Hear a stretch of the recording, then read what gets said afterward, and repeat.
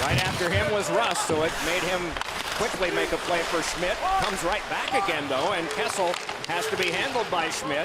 Around behind escapes, and along now for Bonino, but sent up the boards and retrieved by Schultz. Carried back ahead by Eller. Eller drops Burakovsky. His check dropped by Cole, who just arrived. Bob Wilson behind the play, just getting to his feet after the big hit from Ian Cole. Cole gets away with this here as he knocks Wilson right into the boards head first. Wilson, I don't know, like he's still on the bench, but to me, that's got concussion written all over it. And he has not been asked to leave the game as of yet, as you can see his reaction here on the bench. And Barry Trotz here right after the official said, you got to call that.